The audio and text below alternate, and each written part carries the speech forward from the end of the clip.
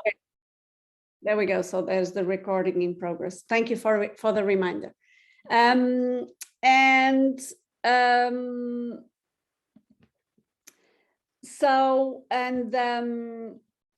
then we are going to actually go into practical exercises as well in one of the areas that I use quantum healing in terms of coaching. Now, like I was saying, or like it has been said, I am a practitioner, a master practitioner of NLP. I am a quantum healing practitioner. I've got a post-graduation in coaching. So I did the first post-graduation that was offered by a university here in Portugal. I'm also a neuro-language coach, which is a methodology for teaching languages that brings together, fuses, if you want to use that word,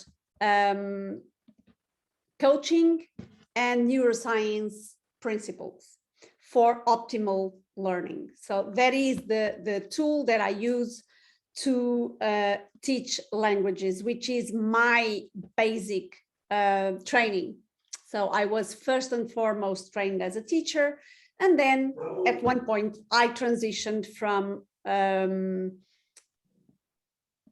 teaching languages to actually being a coach and doing coaching sessions with my clients. Like it was also mentioned, I trained with one of the co-founders of NLP, Richard Bandler, and like I was going to mention just a while ago, I did my training in quantum healing with the late Dick Harbers, who was an Australian coach that developed this branch of NLP. And then, just give me a second because there's a mic that was unmuted. Okay, it's going. Okay, good. So as I was saying, Dick Harbers developed quantum healing from his practice as an NLP master practitioner himself. And he started realizing when working with clients that there was a need for a more in-depth and at the same time a different approach to coaching that he could provide. And so he came up with different processes that brought together NLP and quantum physics. And he then called it quantum healing.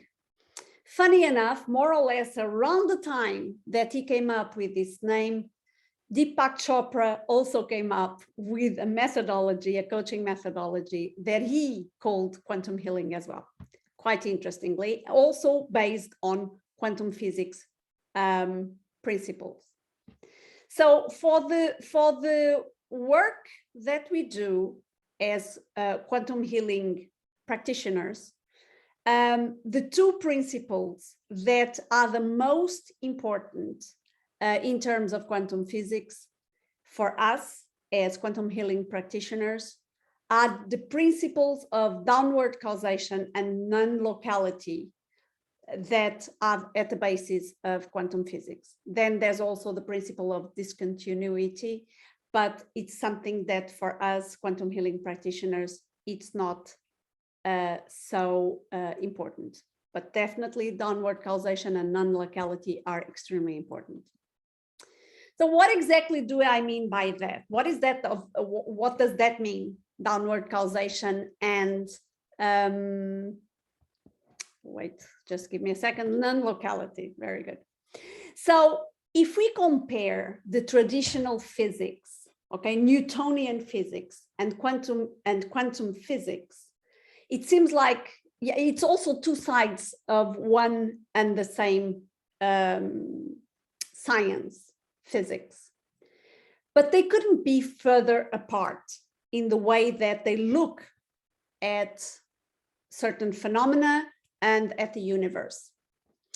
So when we look at quantum physics from, when we look at physics from a Newtonian perspective, we talk about an upward causation, meaning pretty much everything is seen as matter, and it seems like matter is all that matters. No pun intended, but using the pun anyway. And so we go from tiny,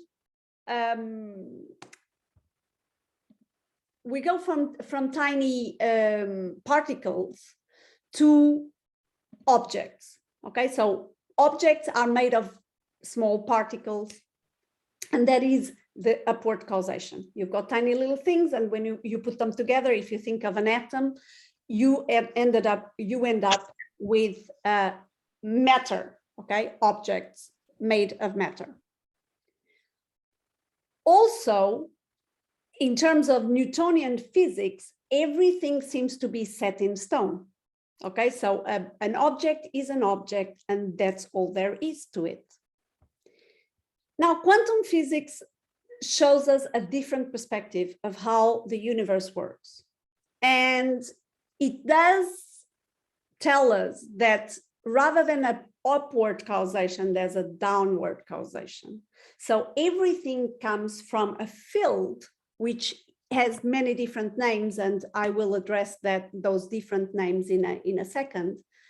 But everything pretty much is energy for quantum physics. Absolutely everything is energy, and therefore we can access that energy to create things. And when we access that field of possibility, where everything exists in potential, we can then create things. So that's why we call it downward causation. It comes from that field, that quantum field, which is how some people call it, that field of possibilities, where everything exists in potential. And what exactly goes, what makes it go from potential, which has to do with waves of energy, particles of energy? How do we manage to get those particles, those waves, collapsing and actually becoming matter? By observing it. So there must be an observer, and it is the observer that actually transforms energy into matter, okay, by accessing the quantum field. So pretty much it's like, whereas in Newtonian physics, you have to see to believe, in quantum physics, you have to believe in the possibility to see that materializing. So it's a little bit like, rather than a Lego construction, it's like accessing the Wi-Fi. Okay, the Wi-Fi is very much out there. As long as there is a way that we can connect to the Wi-Fi, we can actually then work with it here on this plane. Okay, and the internet, as you know, is nowhere and everywhere, and very much that is the principle of non-locality. So that energy exists everywhere and nowhere, because it's in no specific place until the observer focuses on something and brings it into existence. Okay, so it's a completely different way of looking at life, looking at the world, looking at the universe.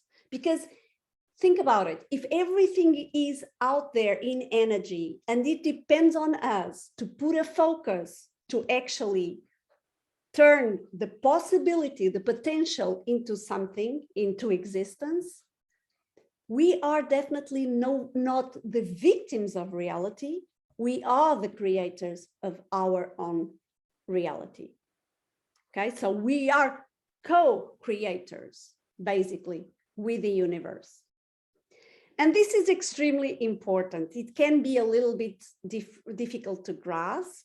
I do believe, you know, initially when I started studying quantum physics, there were a couple of principles, of notions, of concepts that were a little bit difficult for me to grasp. But the more I read about them, the more I watched documentaries, for example, about quantum physics, the more I started understanding, and the more it became clear to me that it made a lot of sense, a lot of sense. Okay. So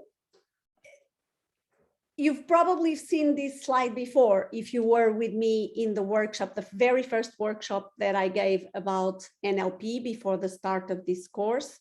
I actually showed this picture as well, and I asked, where did this come from? Okay, so this came from an idea that Steve Jobs had. Okay, and so this is again an example of downward causality. Okay, he had to access the possibility, and God knows that he actually believed in the possibility of developing these computers and make sure that every house would have a computer, which some people told him he couldn't be serious about it because they couldn't see that happening, but he could. Okay, in his mind, that was a possibility. Okay, and sure enough, it became real. So it was not, he didn't see it to believe it. He believed it and he saw it. And this can be very, very powerful. Okay. And I could give you I could share with you a few stories of, for example, coaches of mine, people I worked with, who have been applying these principles in their lives and having incredible results. Okay, because they believe it's possible. So it's quite beautiful to see people sometimes coming to my coaching sessions, not believing that something is possible, and then believing it's possible and making that happen. Okay, and that again is this idea of downward causation. The possibility is there, but we have to believe it to actually then see it happening in our lives. Now, if you think this is far-fetched, you know, I respect that. I respect that. Because we need to mute a mic here, or I can't speak at the same time as I'm listening to noise, sorry. Especially because this week I'm a little bit tired. I'm sorry about that, but noise can interfere with my train of thought. So what I was saying is, if I still remember what I was going to say, and I can't. Okay, never mind. It will come back to me. Don't worry. So let's focus on Steve Jobs. I know what I was going to say. There's quite a few people saying sometimes that, why is this happening to me? Why does this keep happening to me, right? Well, I would ask people who say that, why is this happening to me all the time? I would ask people who say something like that, what are you focusing on? Are you focusing on the possibility of something being different, better, of what you want, or are you focusing on what you don't want to happen? Okay, the chances are, if something it keeps happening in your life, that your focus is exactly on that. Okay, and I could develop quite a bit on this topic, because it's like you can tell, oh no, but I'm focusing on what I want. I would have to know exactly how you're formulating what you want, because very often people say, oh, I don't want to, let's imagine this, I don't want to put weight on. Well, if you remember what I said in the session, that I said that the brain can't distinguish between a negative sentence, right? The brain cannot grasp a negative, okay? Remember, don't think of a pink elephant. If you're saying, I don't want to put weight on, actually your goal is, the way your brain is going to understand that goal is put weight on, okay? So if you're putting weight on, it's because you're probably focusing on not wanting to put weight on. So what should you be focusing on? Losing weight, maybe, right? Being in shape, for example, being fit, that would be the focus, a focus that your brain can go after, okay? Sometimes we can even be focusing on the positive, okay? But the question is, do you really believe what you're saying? When you say, I want to be fit, do you believe you can do it? Because the emotion, it's the key for downward causation, okay? In order to be able to focus on something and allow it to materialize, you have to be 100% aligned with that which is your goal. And so your mind and your emotion, those two things have to be aligned, because at the end of the day, what quantum physics tells us is that energy attracts energy at the same frequency, right? So what frequency are you when you're focusing on that goal of yours? On the possibility, or is your brain focusing on one thing, but then your emotions are in fear, are in doubt, are in stress? That's not going to work, because you have to be aligned. Mind and body and emotions have to be aligned. That's how it works, okay? And like Einstein would say, and I keep quoting Einstein, but he's definitely a physicist that I admire a lot. And Einstein would say, this is not philosophy, this is physics, okay? This is how physics works. So this idea of these iPads and this idea of all these things that Steve Jobs came up with was because he believed in it.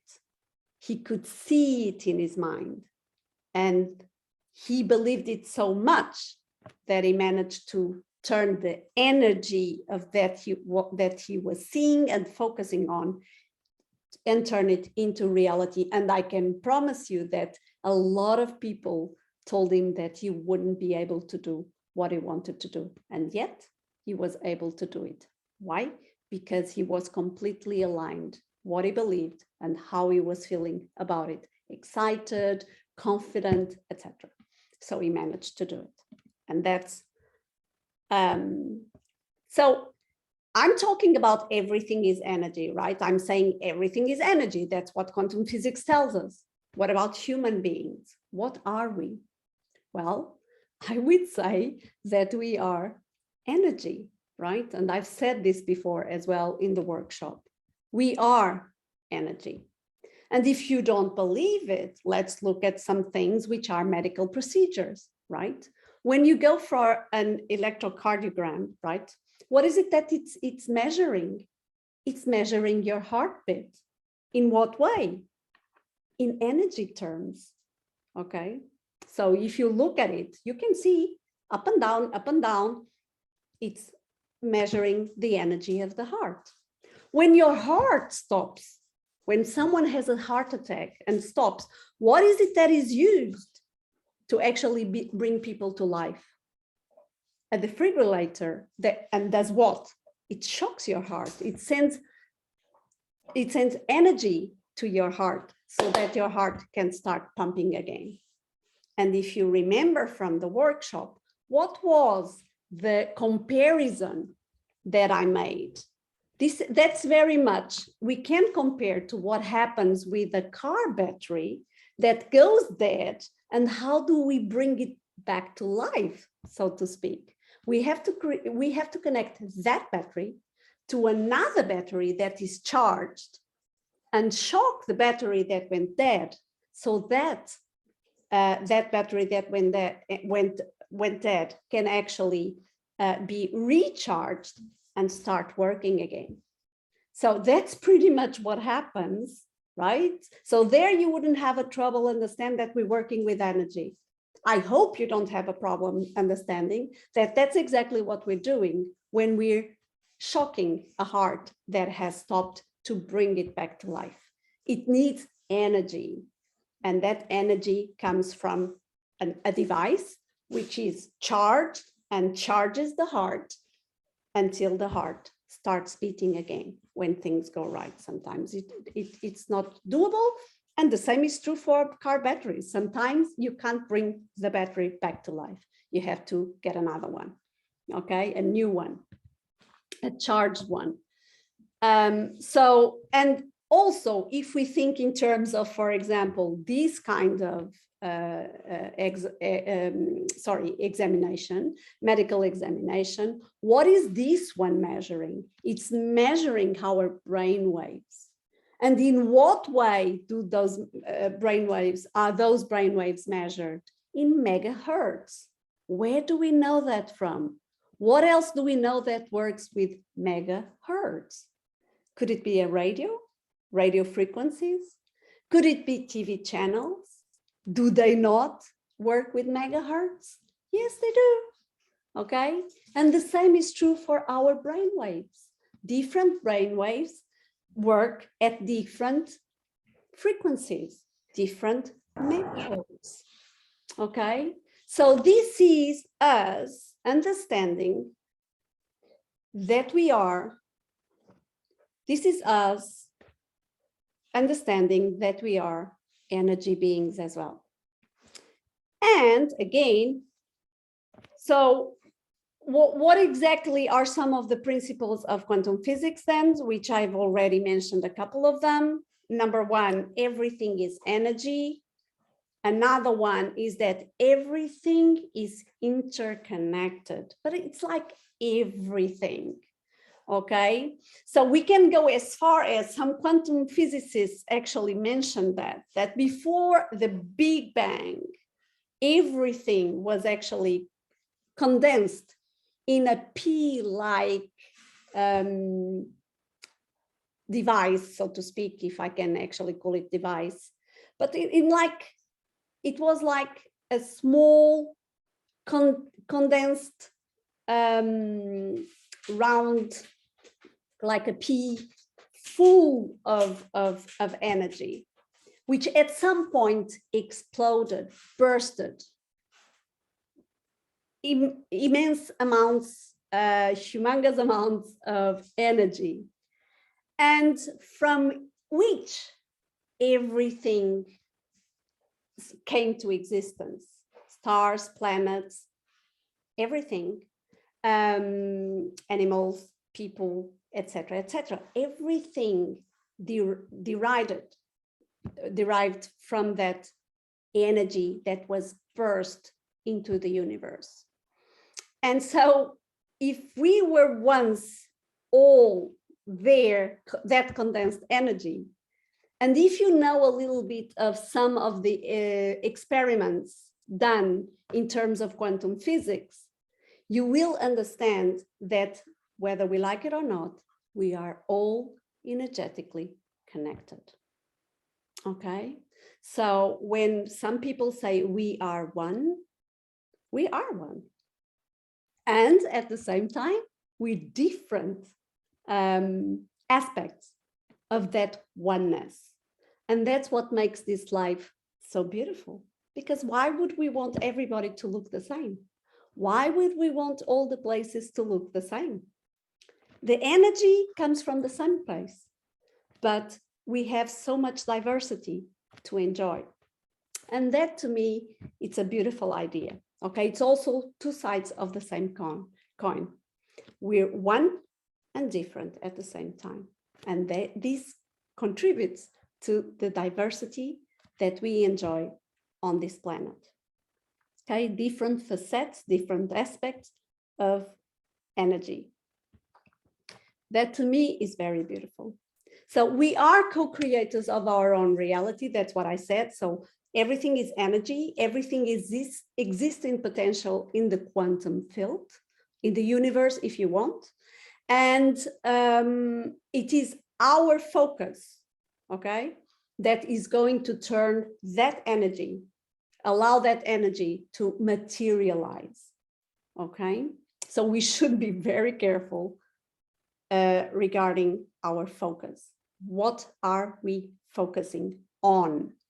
We should be very aware and very careful as well as we should be very aware and careful of the way that we state what we want, okay? Should always be in the positive, but also we have to be aware and careful of the energy that we're putting into that which we are thinking, okay? Because at the end of the day, that will be the ultimate ingredient, so to speak, of what you're going to get, okay? So everything has to be aligned, attuned, which is a word that I actually love, attuned, in synergy, synchronicity, for things to be able to happen. Then energy attracts energy on the same frequency. I've already mentioned this as well. And then the universe is ever expanding. So everything in the universe is in constant expansion, in constant change, okay? Becoming bigger and bigger. So are we, right? So are we as the energy in the universe that we are. And although human beings tend to be a little bit wary of change, right? The truth of the matter is that that is our natural state, okay? We don't come here as babies and stay babies forever, right? Our brain is also ever expanding for as long as we're learning new things and having new experiences, okay?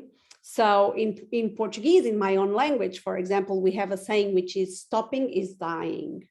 And I do agree with that. It is a fact. If we don't do anything new, if we pretty much keep doing the same thing, at the end of the day, we are not really expanding, we're not evolving, we're not developing. Our brain needs to be exposed to different things, to different learning, to actually grow, okay? We need to be walking, we need to be active to be able to grow and expand, okay? So that's true of our brain, and it is true of ourselves as human beings as well, okay? Let me just, okay, so someone is saying co-creators of our own reality. So if everything exists in the universe as potential, okay, if the energy is there in potential, and it is our focus that turns the potential into something that allows something to materialize, a reality to become, to come into existence, we are co-creating with the universe, okay? The universe has the energy, the universe has the possibility. And we, with our focus and our energy, our frequency, are actually co-creating, right? We are collapsing that energy into reality. Does that make sense? Like I said? Okay, okay, very good. So that's, let me just, okay, I'm just, okay, so we have someone, okay. There's quite,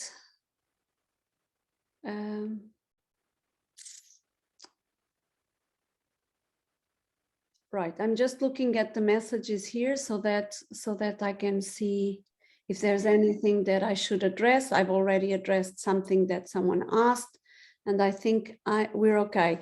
This session is definitely in English, okay? I'm an international speaker, I'm Portuguese, I don't speak Urdu, so I'm speaking the international language for communication, okay? the so-called lingua franca. Now, let's see, we can. So what I'm going to show you, and I hope you can hear it, okay? I'm going to show you a quick video from a physicist that I admire quite a bit, Dr. David Hamilton, okay? He's a physicist, and he's going to tell you a little bit, he's going to explain a little bit of what I was talking about regarding human beings being energy beings, okay?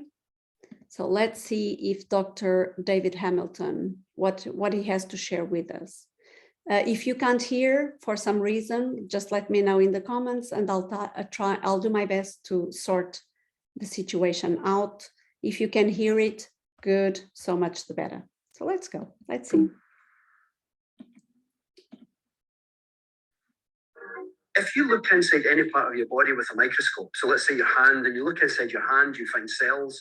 You look inside the cells, you get your DNA in the center of the cell. You look inside the DNA, you find atoms. You look inside the atoms, there's nothing there. Well, there's protons, neutrons, electrons. And what's amazing is inside an atom, there's 99.9999999999999% empty space. If a proton was an apple, size of an apple, the closest electron would be the size of a grain of salt, and it would be approximately 2 kilometers away. Now that's how much space you would get, simple pi r squared. The particles themselves, they actually emerge in essentially out of what's called the quantum field. And ultimately you can think of particles as just waves of energy, just literally vibrations of energy. And I think it shifts your mind from thinking that something is seemingly solid and permanent, so perhaps something can change and something can be healed. Exactly. So I hope this made sense to you. Okay, the fact that it goes down. See, you went into downward causation. Okay, into the very small particles, into the fact that, you know, if we look inside us, an atom, which are part of our cells, he said all those 99.99999 are actually, it's empty space, right? So that means there is space for healing. There is space for change, okay? Things are not necessarily set in stone like a lot of people think they are, okay? So if you have energy, and if you have, that's exactly what I'm doing, elaborating on the video. So if most of us are made of energy and empty space, that means that there is a lot of room for improvement, for change, okay? That things they are not matter that cannot be changed, okay? So I don't know about you, just give me a second, I'm sorry, but I need to open a door here for a doggy, which is a little bit misbehaving, sorry about that. But if you think about it, very often, even in terms of behavior, people tend to say, oh, this person can change. It's too late for change. Oh, so people who say that both have no clue about quantum physics, okay, and what quantum physics says it's possible, but also it doesn't know that neuroscience, for example, tell us that the brain is flexible and it is forever growing, like I said, for as long as we are learning new things and being exposed to new experiences, different experiences, okay? So change is part of our human operating system, okay? We have cell phones with operating systems. We also are a human operating system.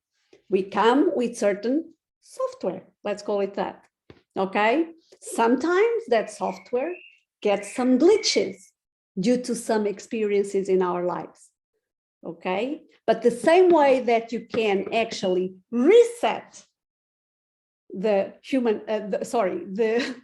cell phone operating system, you can also reset the human operating system.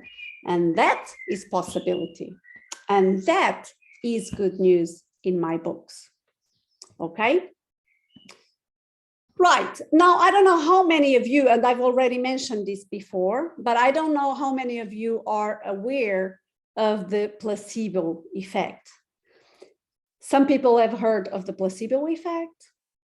Some people haven't heard of the nocibo effect. The placebo effect is actually something that is well studied in science.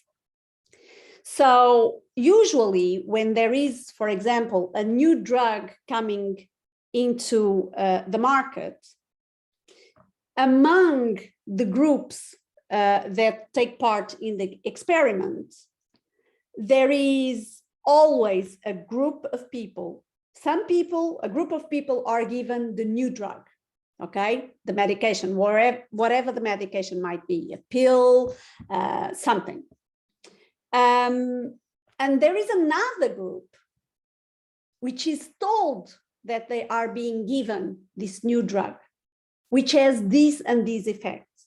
But as a matter of fact, they're given just sugar pills, okay, that do absolutely nothing.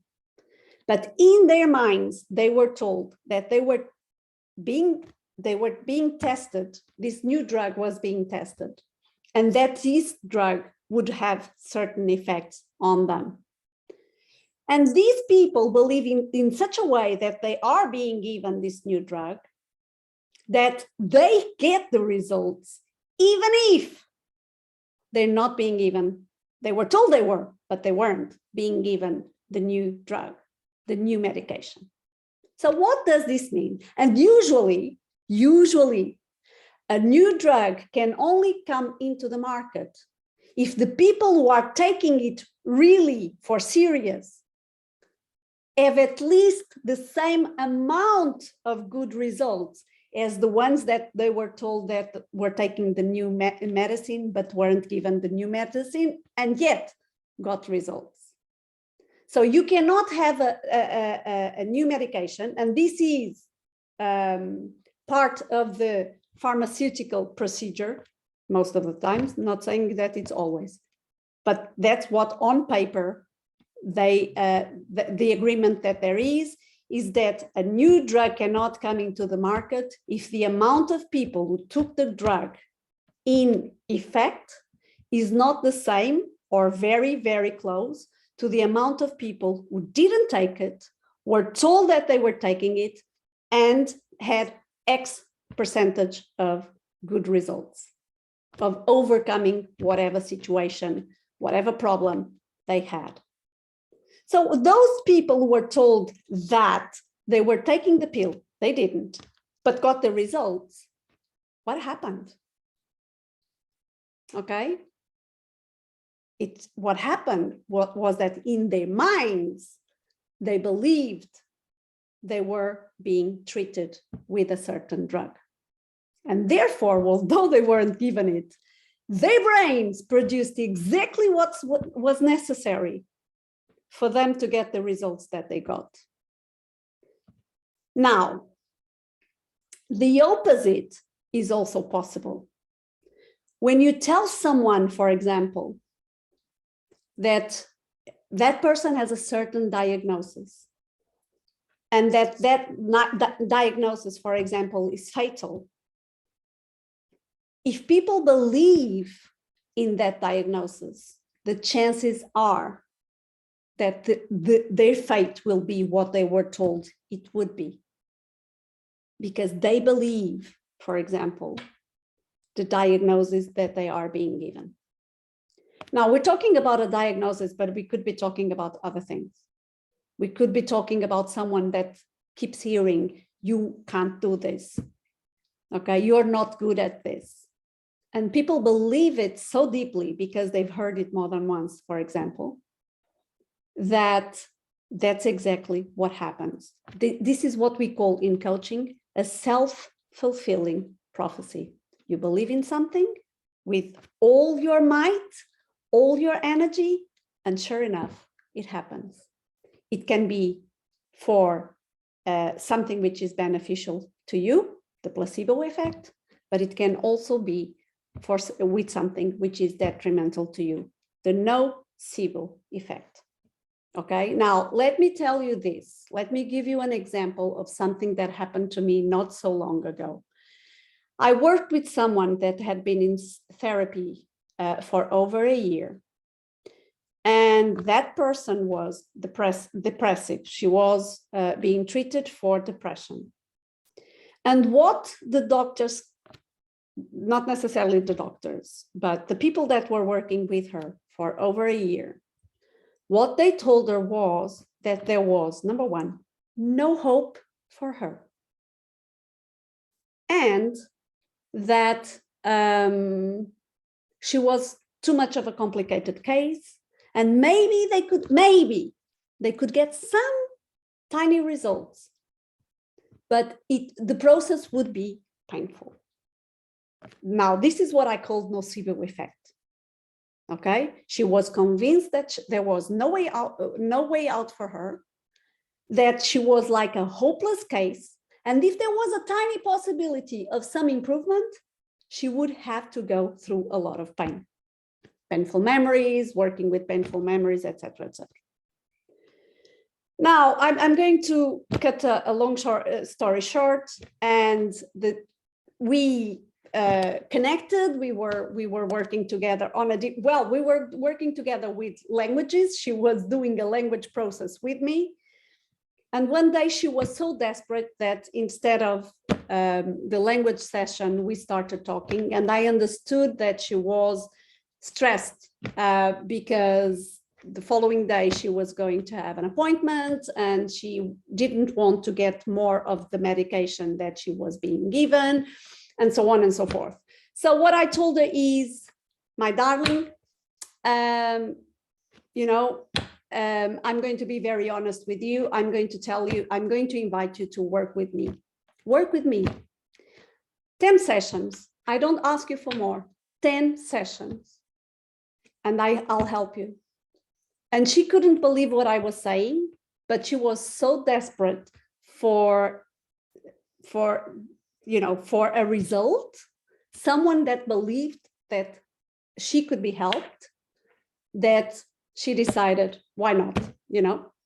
Let's do it. And we did it. And indeed, it didn't take 10 sessions, because in the course of the 10 sessions, other things started popping up that she wasn't expecting. But sure enough, it took us 15 sessions to get her out of her depression. So I believed it could be done. I managed to convince her that it could be done, and it was done. So I contributed to the placebo effect, whereas in the past, some people had contributed to the nocibo effect, okay? By convincing her that there was no hope, there was nothing that can be done. Yes, there was, and it wasn't that difficult. It took us we had 1 session per week. It took us maybe 2.5 months, 3 months top, and she was fine. I met her last weekend, and it's beautiful to see how strong that young woman is right now, how she's managed to turn her life around, how strong she is in making decisions, understanding how to work with herself, knowing herself from the inside out, how she can work with herself to get the results that she wants in her life. It's beautiful to see. This is a good example of the placebo and the nocibo effect, okay? So in your work in the future, what I want to invite you is, please, at the very least, be very, very careful of what you say to the people that you're working with, okay? Some people apparently don't have any problem saying that something can't be done. And they seem to have a problem to say to someone that, yes, something can be done. I hope that in the future, you'll be the kind of person that believes that something can be done. And please remember, map is not territory. Each person is a different person. Yes, we are all connected, but we are also all unique. And therefore, something that might not have worked for someone might actually work with someone else. And also, one size, I keep saying this, one size doesn't fit all. And if there is one thing that I actually do in my coaching is working with people's territory, okay? So I don't use the same thing, exactly the same thing with different clients. I work with what they are giving me in terms of what they are saying to me, in terms of how they structure their internal representations, if you remember what we spoke in the previous session. So I work with that. I can't put everybody, in the same boat, because different people, different experiences, different ways of processing the information that they absorb, different internal representations, and that's exactly what I have to work with, okay? With what people are giving me. And if you were in the previous session, you saw me working with people, so you know that I worked with whatever came up for them. I didn't do much, they did. I just gave a couple of guidelines, and apparently it worked, okay? So that's the spirit of working with people, and that's the idea of placebo, nocibo, and the fact that we are energy, and the fact that the mind is so powerful, so powerful, okay? So here we have, if you believe it will affect you, it will. If you don't, it won't, okay? And this can be so simple as someone believing that they can catch some sort of disease and someone else not believing that that will happen to them. Sure enough, if you're afraid that you're going to catch it, you will. If you are confident that you won't, the possibilities are very strong that you will not, okay? It sounds crazy, it's not. And I'm actually a very good example of that, okay? Of not believing in something, and sure enough, it doesn't happen to me, okay? So that's how strong I believe in certain things. And to my benefit, those things that I believe won't happen to me, don't happen to me, okay? And as well as there are certain things that I believe that they're going to happen, and they do. Okay, I've got a hand up. Very good, very good. So what is it? How can I help?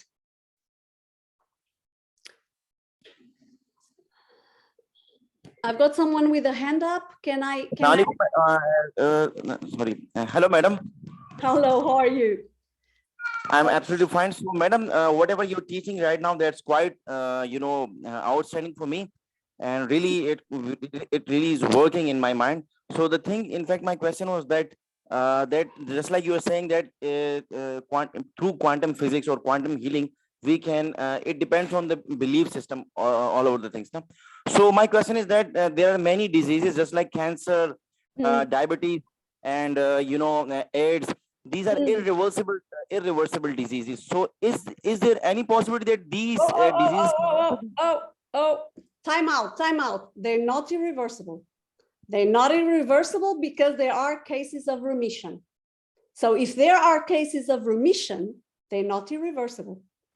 Okay, now the question is, what did those people do that managed to go into remission?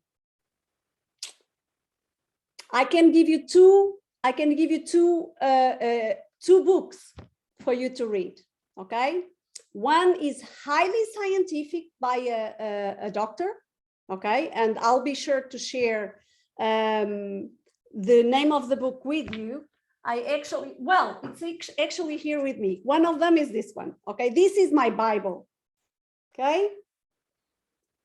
When the Body Says No, from Dr. Gabor Mate, a Canadian medical doctor.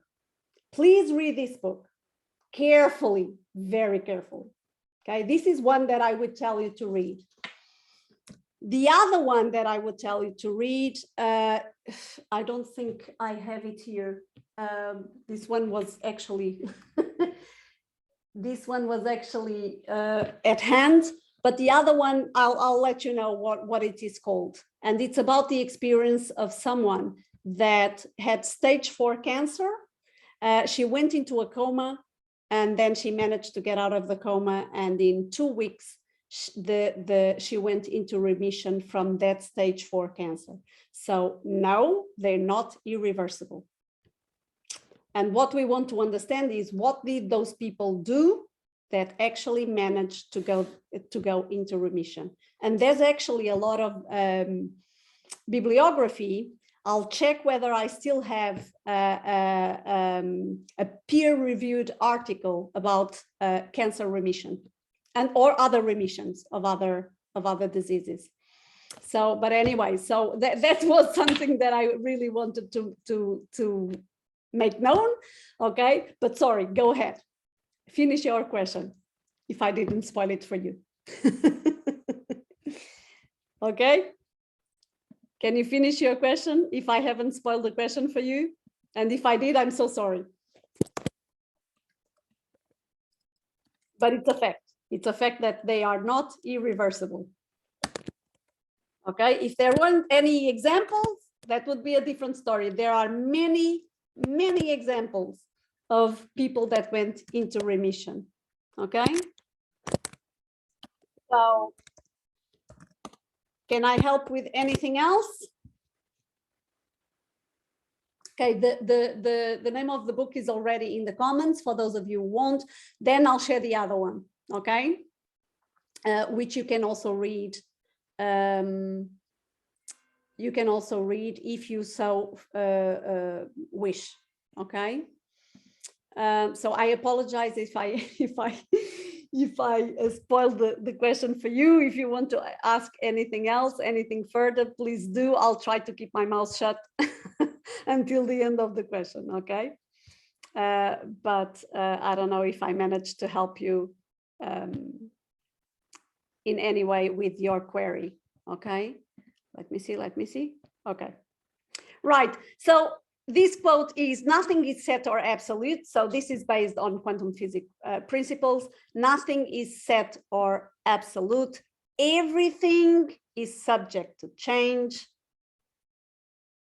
Everything is merely a potential of itself.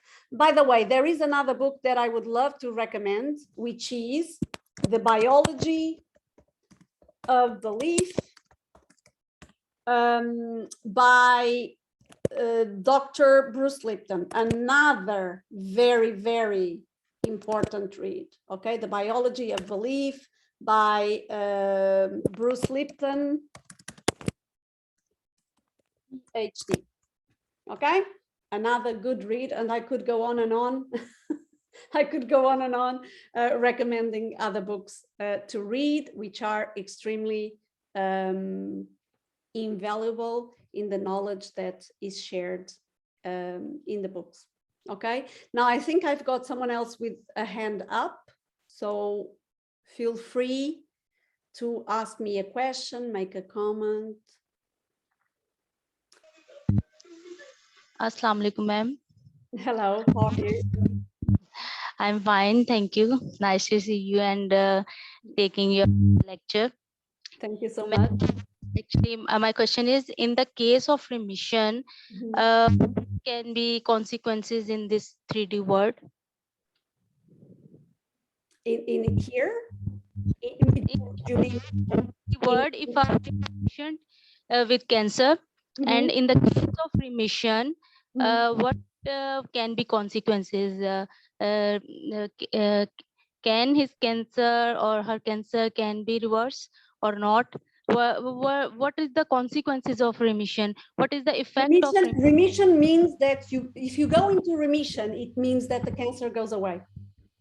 Okay, so when I say remission, when I say that there are plenty of cases and studies of people that went into remission, I'm talking about people who had being diagnosed with cancer, and the cancer disappeared. Okay. Nice. So Thank that's you, what ma'am. I'm talking about. Yes. Remission doesn't mean that it keeps developing. No, remission means that it goes away. Okay. Okay, ma'am. Thank It goes away, definitely. Okay. There are many cases.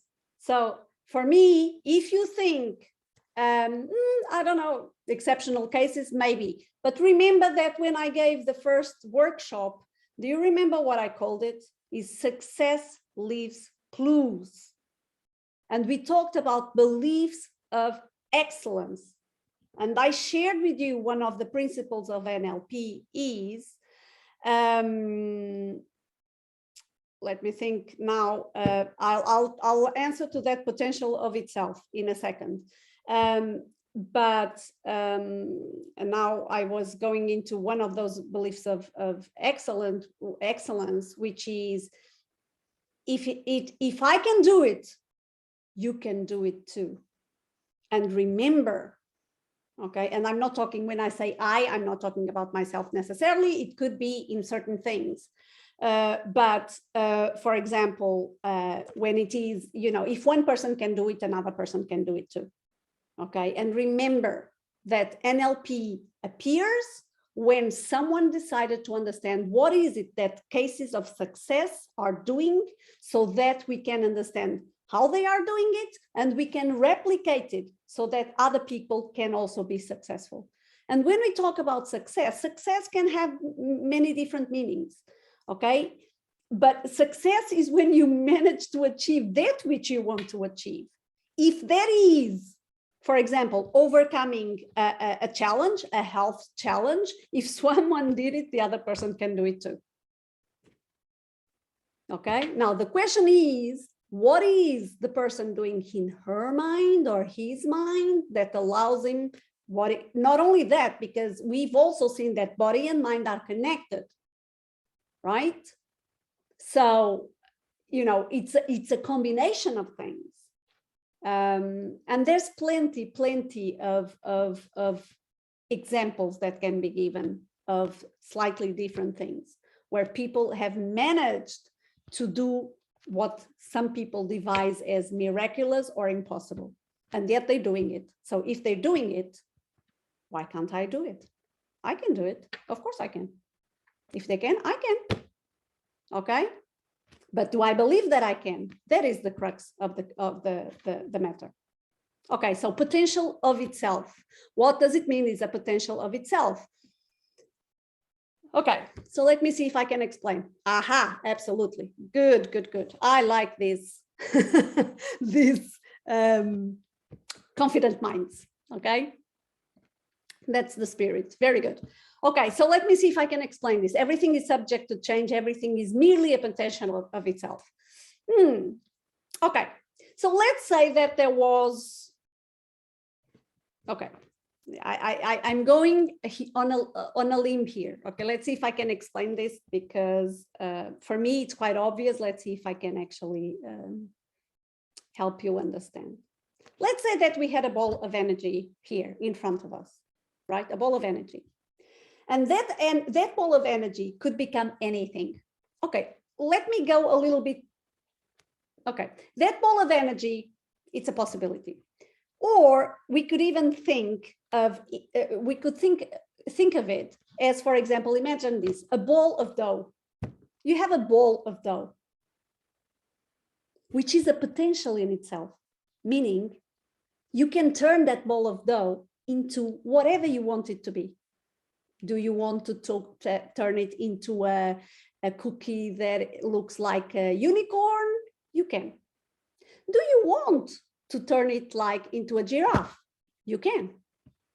Do you want to make a cube out of it? You can.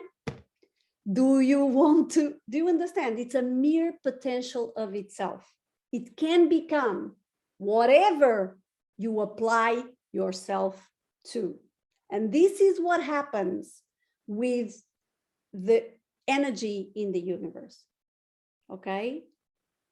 Because it is in a certain way, it doesn't mean that it can't shift into something because it can. Okay? Does that make sense now? Did I manage to explain it in a way that you now understand what a potential of itself means? Yes. Okay. Very good. Okay. Thank you so much. Okay. Right. So how is quantum physics, how is quantum healing different from NLP? So if you remember when both in the workshop that I gave, that I called, or my co-host called, Success Leaves Clues. Okay. If you remember, I mentioned that one of the definitions of NLP is a tool to make the subconscious conscious. Okay, so those things, those experiences, thank you, those experiences that we go through life and that we store in our subconscious, right? And that run our lives.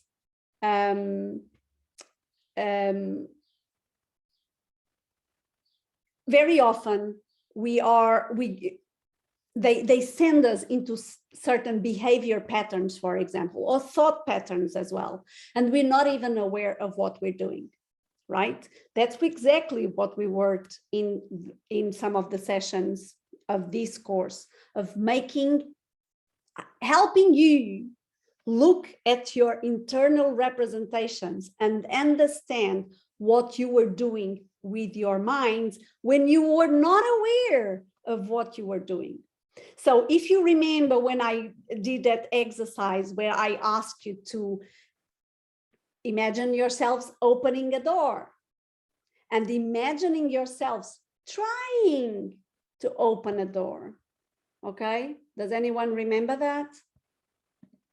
Okay, does anyone remember that exercise where I asked you to imagine that you're opening a door, and now imagine that you're trying to open a door, right? So there's some people that say that they remember. So if you remember, you know that when you saw yourself opening a door, you opened it much easier than when you imagined yourself trying to open a door. And what does that mean? That means that every time that you say, I'm going to try to do something, your brain is actually seeing a problem, a challenge, something which is not easy. Were you aware of that? Were you aware? Were you aware that every time that you use the word try, you're actually telling your brain, this is difficult? Okay, maybe not, but now you are. So we turned something which was subconscious, conscious. Okay. And the same can be said for the idea that the brain doesn't distinguish the positive from the negative, right? That the brain doesn't grasp the negative. When I asked you to please don't think of a pink elephant. And what happened? In most minds, they saw a pink elephant. Yeah, it's only natural. But did you know that? Did you know that what's your brain doing when you use the negative? Probably not. Now you know. Okay. And when in our previous session, I asked you to think of a good memory and a not so good memory and compare the two images, were you aware that the images were different, that the quality of the images were different, that some had brighter colors than the other, that one was colorful and the other one was black and white? So, you know, that is actually determining the state that you're in, how you feel. Were you aware of that? Probably not. Okay. So being aware of these internal representations of what our brain is doing at the subconscious level is extremely important. Why? Because then if we don't like it, we can change it, right? So that it serves us better. It's that important. Okay. So again, let me go back to the question. In what way is quantum healing different from NLP? Because quantum healing goes beyond making the subconscious conscious. Quantum healing also works with the unconscious and the supraconscious, okay? And what does that mean? Okay, so we have our conscious mind, okay, which is the one that observes and is aware of our whereabouts, the people around us, the objects that we have around us, and all those things. Then we have the subconscious, which is where very much all our experiences, our patterns have been stored, our beliefs, etc., where they are stored based in our experiences. The unconscious, for me and for quantum healing, is a different thing, because the subconscious is the result of those experiences, but the unconscious is that I don't know that exists, and it's not necessarily related to my experiences in the past. I'll give you an example. If you have started learning how to drive, okay, before you start learning how to drive, before you start learning how to drive, do you know what driving is like? Probably not, okay? But the moment you start learning, you start realizing that you had no idea that driving was about that, okay? So suddenly the unconscious becomes conscious. It's nothing that is stored here, it's just something that you didn't know existed, that that you were aware of how it worked. And there are many examples that I could give of that, okay? And the interesting thing is, very often when we become aware of something, we start seeing it more, realizing more that it exists, okay?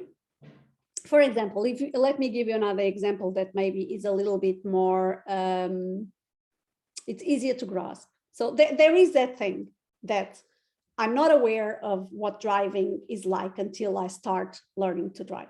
So all of that was unconscious to me. I didn't know how, where do I have to put my feet? What do I have to do with my hands? What are the things that are involved in driving? Where do I have to look, etc., etc., etc. So that was completely unconscious. But let me give you another example.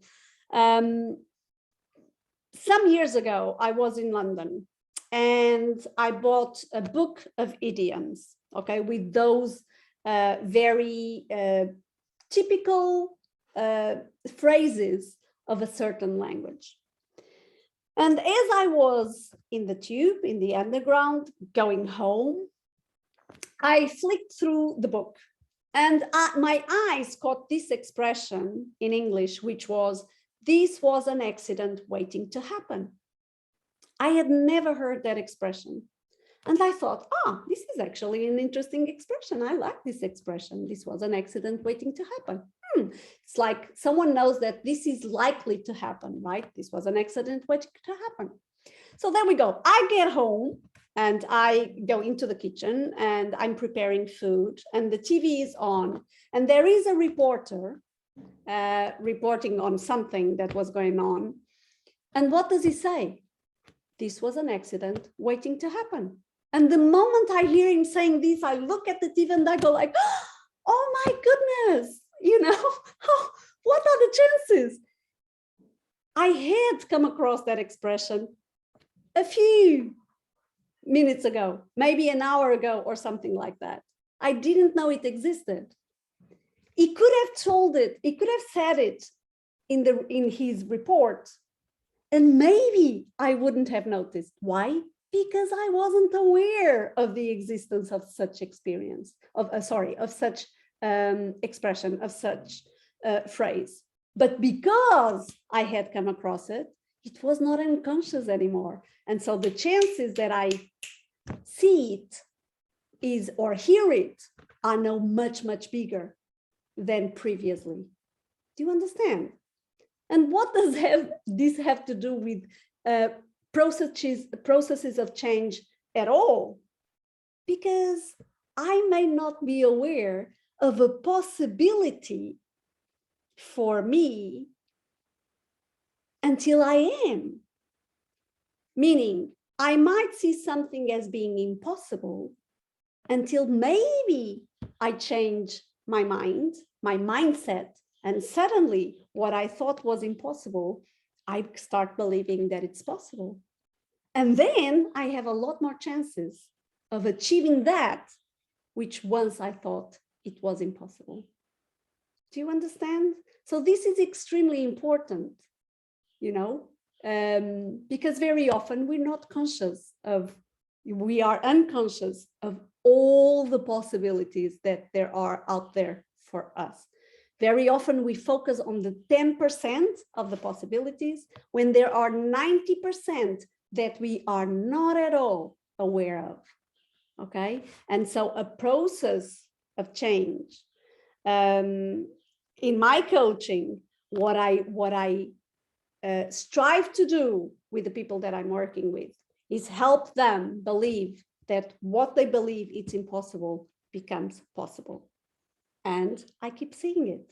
I keep seeing it happening. And it's beautiful to see when that happens, okay? Because suddenly people are a lot more empowered. The more possibilities you see, the more you expand your mindset, the better it is for you.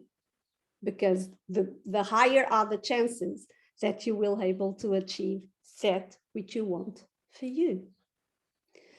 So I hope this makes sense. And then there is the superconscious, and the superconscious is that quantum field, okay? That universe, that all there is, which is so, how can I put it? Enlightened is a possible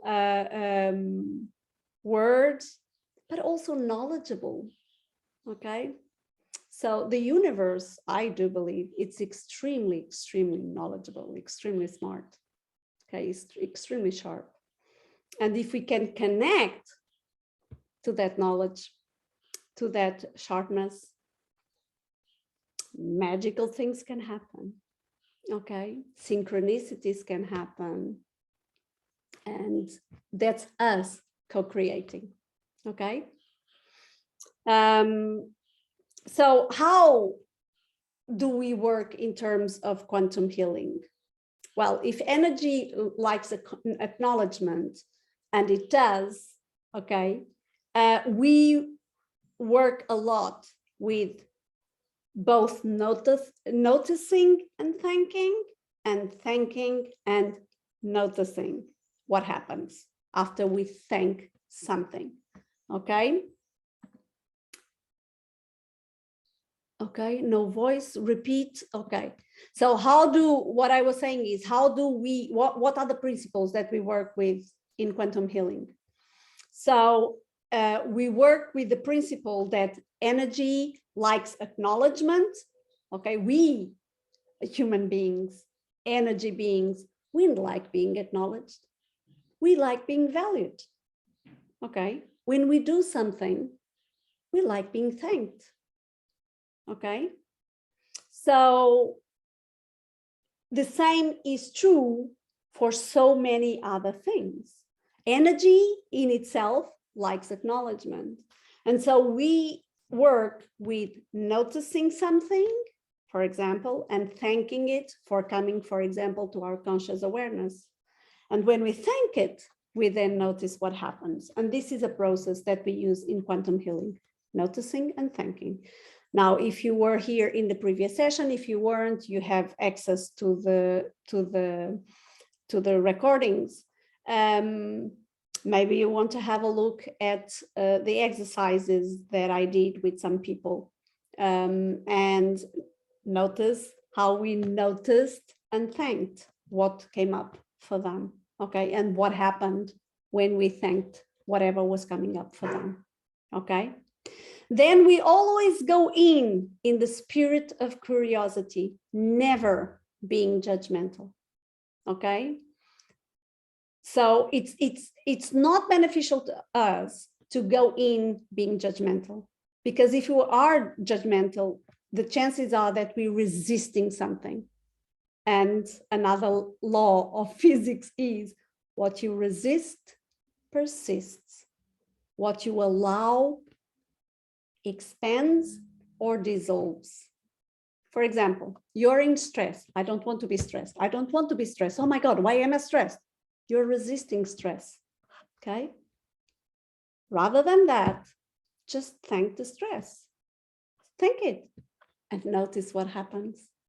The chances are that only by saying, thank you, stress, for coming to my conscious awareness, the stress quiets, because energy likes acknowledgement.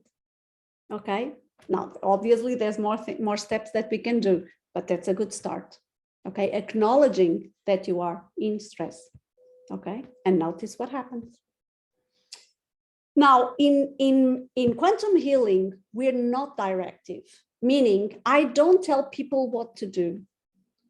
I work with their territory. I guide them in their territory, but I don't tell them what they should think, what they should do, who they are and who they're not. Okay.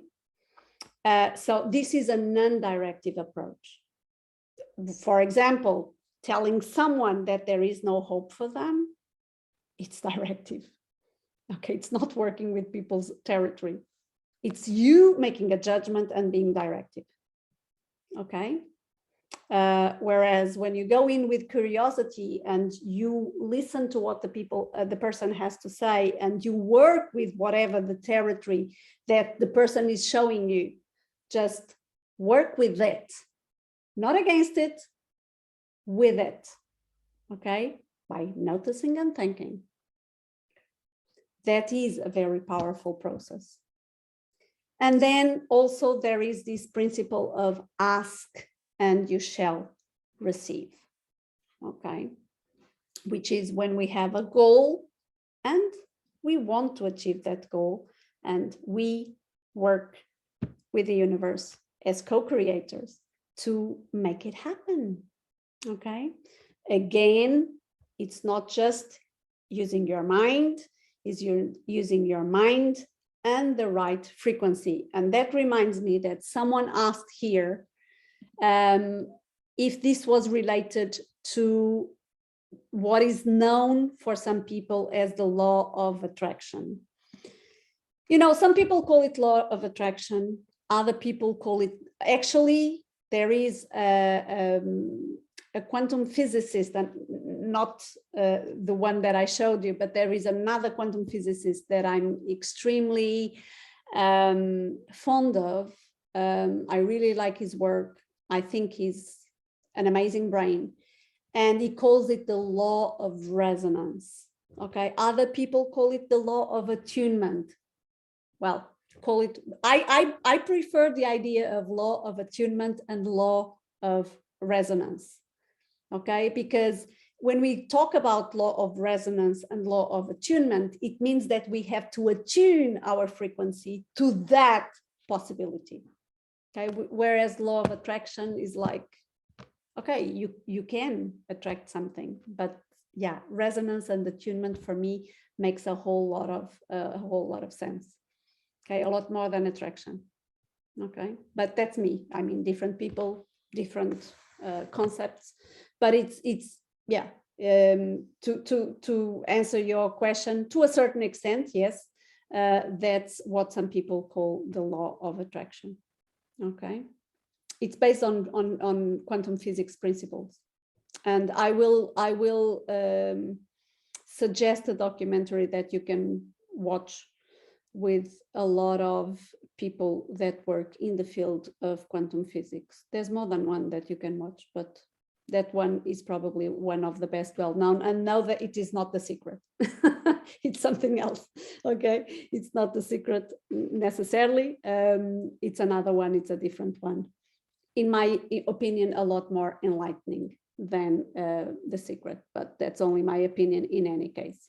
Okay, very good. So at the end of the day, what I want you to understand is that quantum healing takes NLP one step further, which is doesn't just work with the subconscious, it works with the subconscious, the unconscious, and the supraconscious. Okay, that energy which is very much pervades the quantum field or the universe.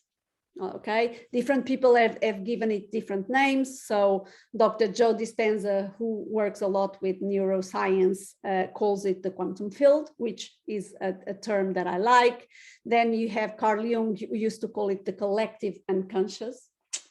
That supervises everything. And then, for example, my trainer, quantum field trainer, like to call it the unified field of consciousness, which I also like. It's also a very nice idea, the unified field of consciousness. And yeah, and then I think it was, I can't remember now, that used to call it the unconscious mind or the superego. I can't remember his name now. Okay, I'm cuckoos right now. Anyway, you'll probably know who it is, but I can't remember his name right now. It happens.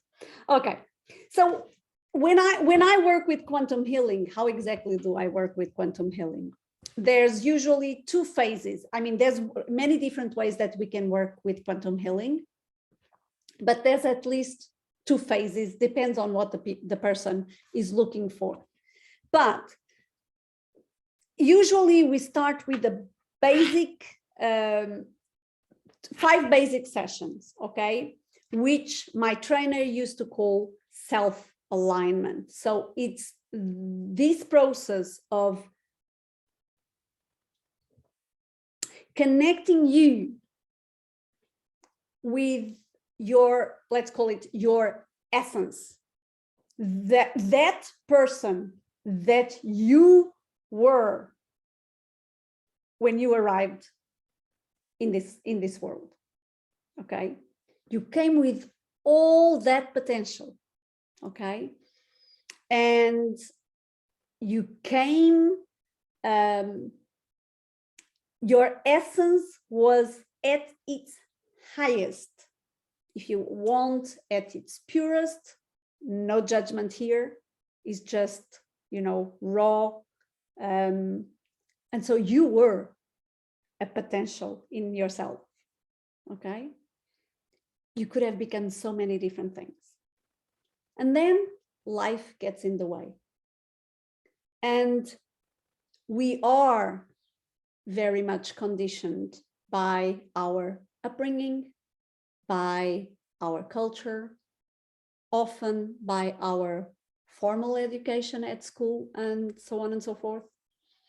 And all of that contributes to mold us, shape us into something. And sometimes that something, that someone that we shaped into couldn't be further away from who we truly are. And when that happens, imbalances start showing up, emotional and physical. Okay, again, if you read this book, you'll understand exactly what I'm talking about.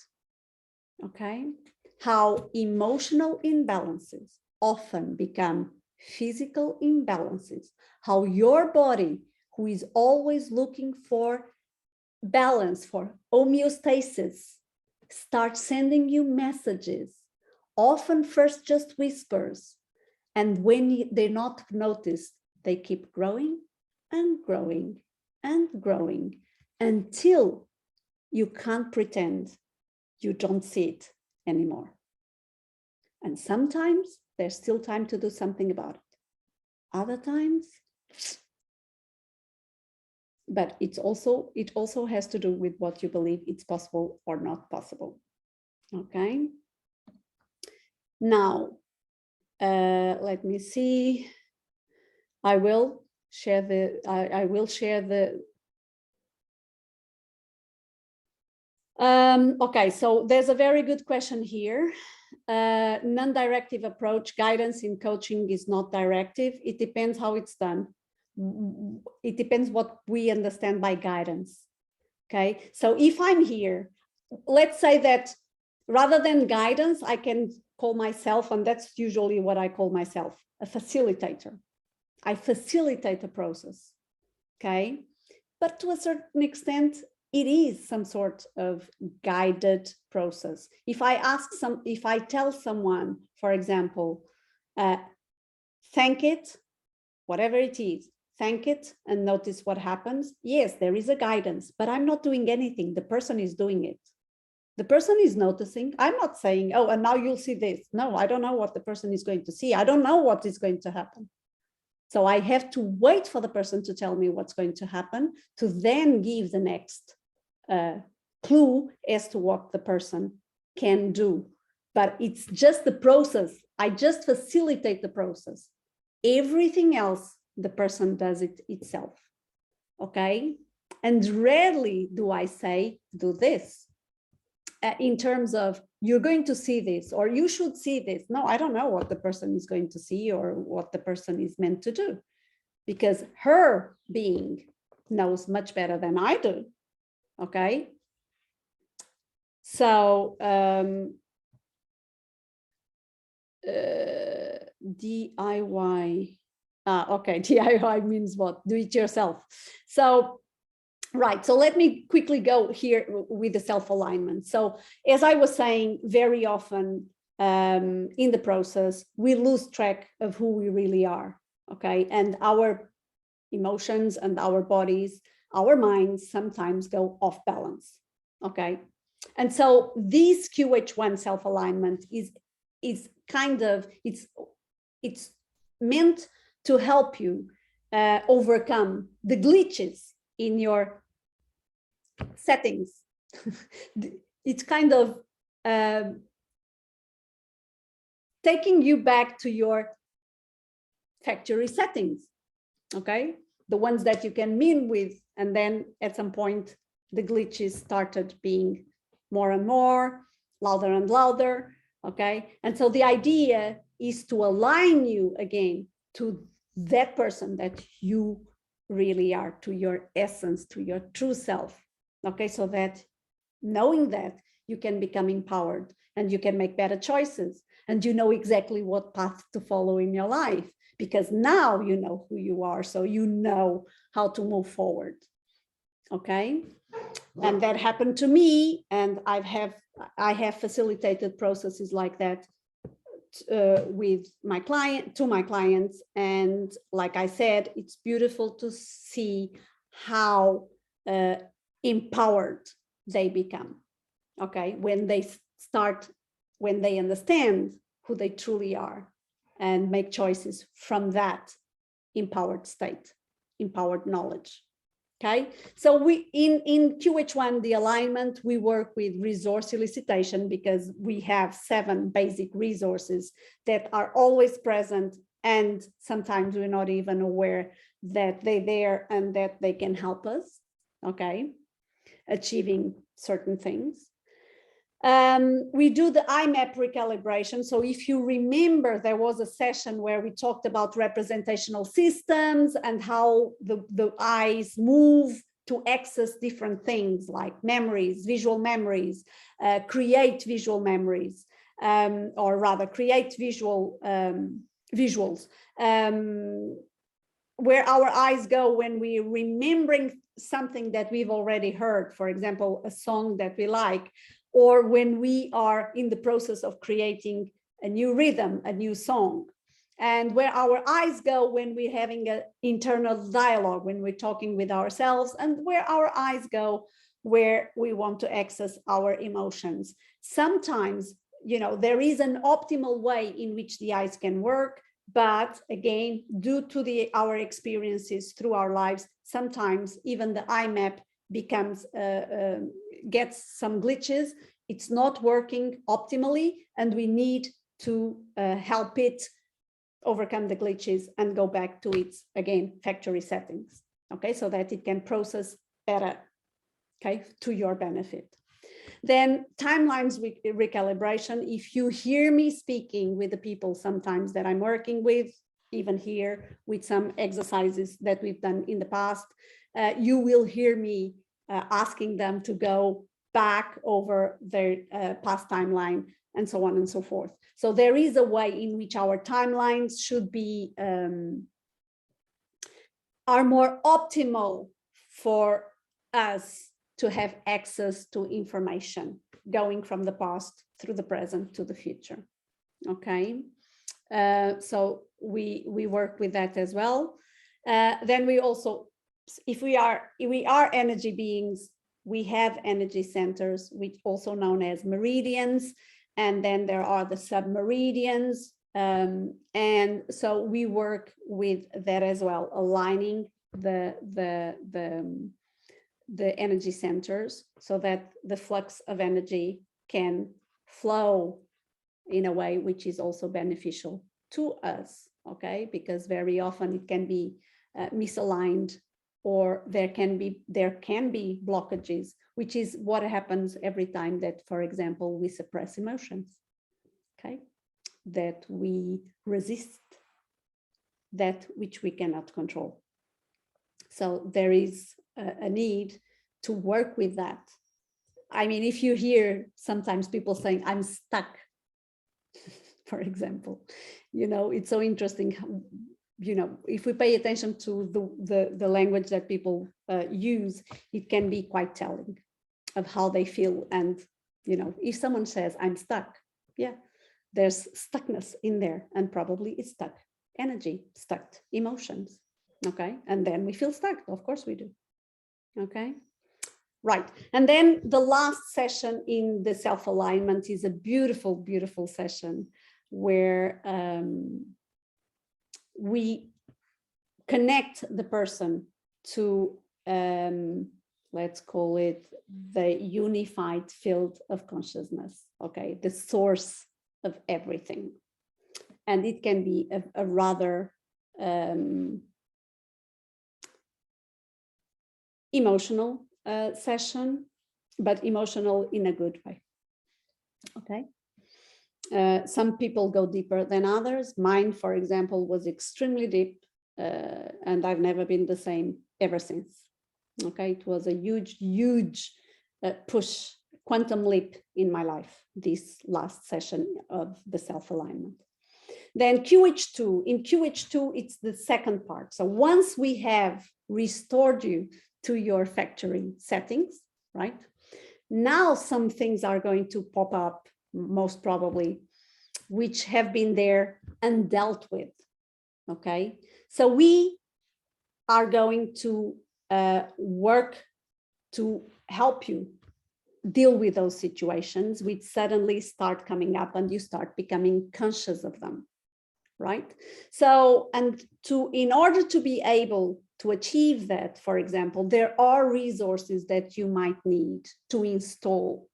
So again, to go back to one session that we had here, which I worked with someone with a metaphor, and I can't remember now exactly what the original animal that the person said he was with that challenge, with the challenge that he had. But I do remember that in order to overcome that challenge, he had to become a lion. And he had to become a lion because the lion had certain resources that he needed to actually overcome the challenge. And what did we do? We installed those resources. Okay, I don't know if the person is in this call. I would love to know how those how those resources are working these days. If they were helpful, if you feel that you gave a step forward. So yeah, so at this stage, usually we help people install resources, and we work with belief updates. If there's one thing that can keep us stuck in life, is actually disempowering beliefs. Okay, so what we do is actually we update those beliefs in a very specific way, and that's exactly what the next session is going to be about. Okay, the next session will be about belief updates. So if there are any beliefs that you would like to overcome, make sure to join us in our next session, because that's very much what we will be working with, belief updates. And finally, usually we also like to work. So when I do these QH1 and QH2, at the end, when we're finishing the process, I ask people to establish their desired outcomes for a short period, medium period, and long period. So short term, medium term, long term. Okay. And for example, very, very recently, I also had the pleasure of having dinner with an ex-coachee of mine. And one of the reasons why she wanted to have dinner with me was to let me know that very much all the desired outcomes that she had written down that she wanted to achieve in the space of a year. So the outcomes that she wanted to achieve in the space of a year had materialized, had come true. So it was also a beautiful moment for the two of us, for me, the coach that facilitated the process, for her.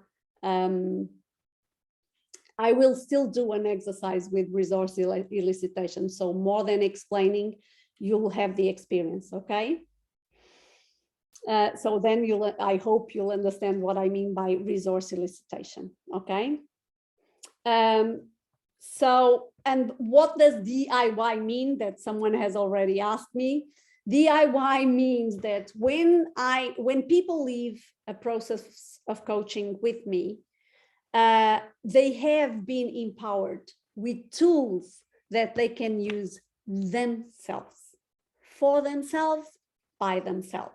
Okay, so let's go back to that example that I gave of that young person that I worked with, and that had been depressive for over a year, and that we did a process of 15 sessions, so over the course of 2.5 months, 3 months tops. At one point, I start telling the person, you're ready to go. You don't need me anymore. You are now ready to be your autonomous person and independent from me. I've done the work that I was supposed to do. You have the tools, you can use them. And she looked at me and she said, I've never had anyone telling me that they wanted me to go away. And I said, well, that is my work. I don't want to keep you here. I actually want you to get empowered and go, open your wings and fly. Okay, and fly she has been ever since she left me. Did she come back for some sessions? Yes, she did. There were some situations where she came back for a session. But having said that, the funniest session we had was when we were going through the process, a process that she came for the session. She was there was something that she wanted to work with.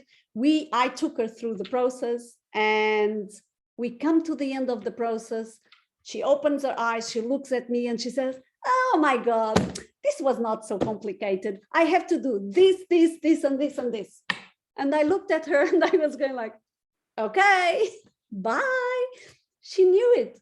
She got it. Yes, I facilitated the process, but at the end of the day, she was the one that came to the conclusion as to what she needed to do to get to where she wanted to be. See, and this is what I mean by DIY. Okay, my coaches leave me knowing how to deal with the challenges that come their way because they have the tools. They leave here empowered with the tools to help themselves. Okay, to facilitate the processes themselves. Does that make sense? Okay, right. So that's what happens. Exactly. So that's what happens when people work with me. and I take them through quantum healing. Okay, they usually, my motto is always, now you're ready to open your wings and fly. And fly they do. And I'm usually very, very proud every time they come back to me and they share with me, because they do, they share with me what they have accomplished so far, and what they are in the process of accomplishing.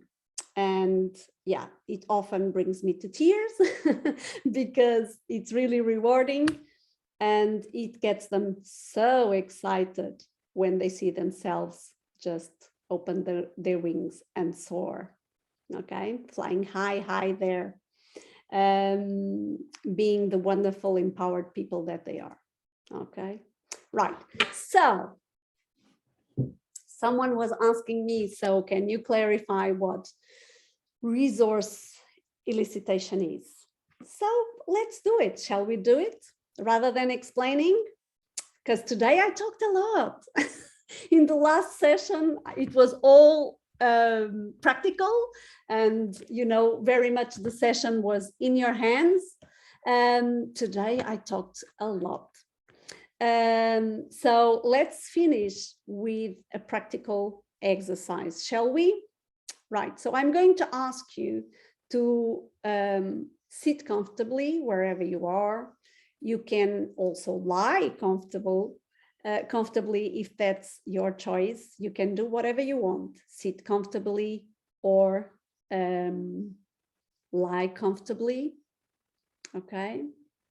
And I'm also going to invite you to close your eyes, okay? These processes are always inner journeys. And therefore, we want to close our eyes to avoid all the stimuli around us, to disturb us, to distract us, okay? So that we can go inside and see what we see, hear what we hear, feel what we feel. So as you close your eyes and you're sitting or lying comfortably, I'm going to invite you to pay attention to your breath. And I'm going to invite you to breathe deeply in and out from your stomach. Allow your stomach to go up and then inhale. Allow that breath to go up slowly. And then allow that breath to come out slowly as well. In and out. Deeply, slowly.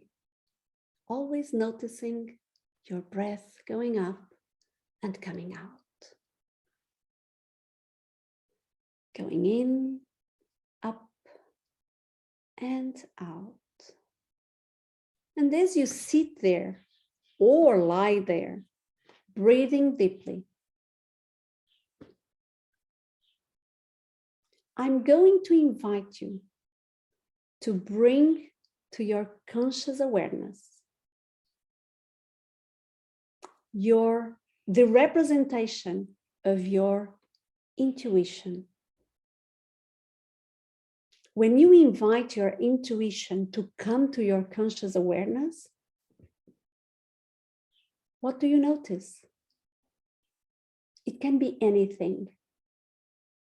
It can be a visual, it can be a sound, it can be a feeling. Notice what you notice.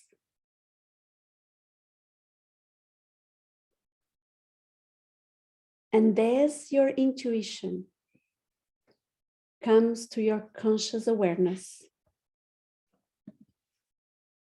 thank it for coming to your conscious awareness. And when you thank it, notice what happens. What happens when you thank your intuition for coming to your conscious awareness the way you became aware of it? When you thank it, what happens?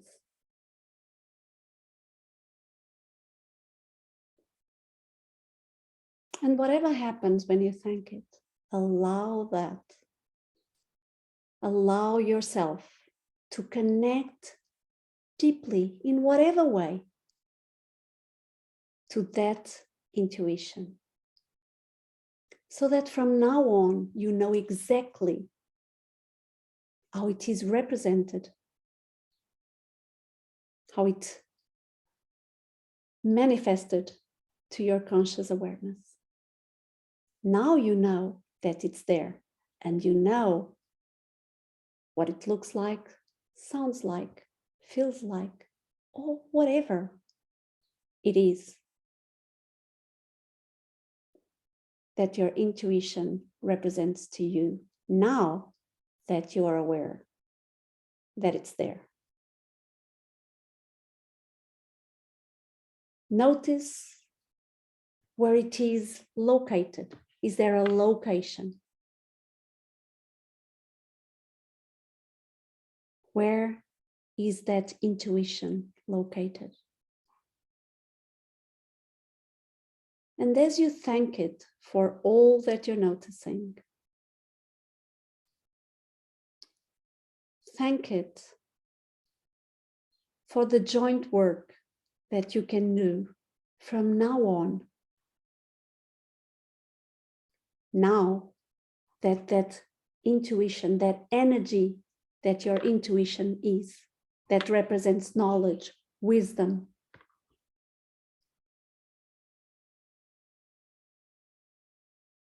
that energy is there working with you and for you. Now that it's been acknowledged, that energy becomes even more powerful and at your disposal whenever you need it. You just have to reach out, ask for its intervention, and you shall receive it.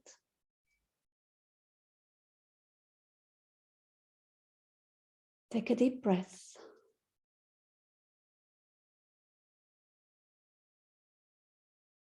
And when you're ready, in your own time, and only when you're ready, start becoming more and more aware of where you are, coming back to the here and now, feeling refreshed and energized. And who knows, ready to share with me what this experience was like.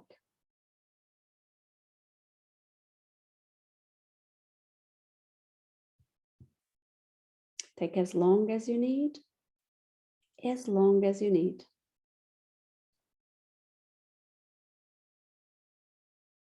Okay. And if you're back, I'm just going to ask you, as we are approaching the 2-hour mark and the end of this session, let me know if and how your intuition was represented to your conscious awareness. How did you experience your intuition? And what happened when you thanked it for coming to your conscious awareness? Can anyone share with me?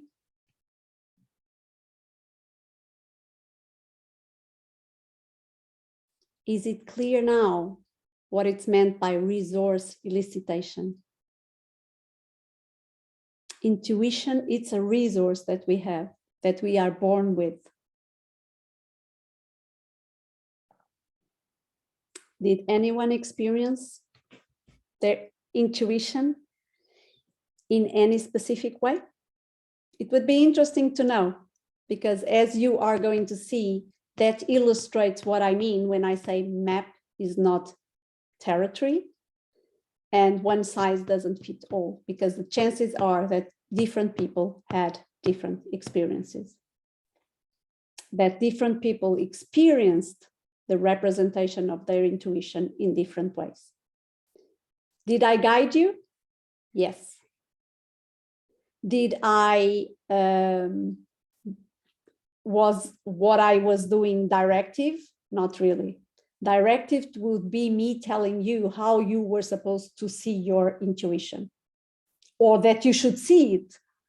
But I said it can be an image, it can be a sound, it can be a feeling, or whatever comes to your conscious awareness. So that's not directive, it's allowing the person to find its representation. I'm guiding, I'm facilitating, I'm not telling you what to do specifically, that you have to see it in one way, or that you have to hear it, or that you have to feel it. No, I'm leaving this open for your being to let you know what your intuition is like for you. Okay, I hope this makes sense. We are definitely on top of the hour, so it's my turn to say goodbye. I don't know if there are any questions. I might not have a lot of time to answer questions, because I kept answering questions throughout exactly, I showed the way. So the name of the documentary that I was saying is What the Bleep Do We Know? Okay, it's the name of the documentary. What the bleep do you know? There's a long version and a short version. To be very, very honest, I would go for the short version. The long version, it's got too much of, yeah, the short version is enough. It's enlightening enough.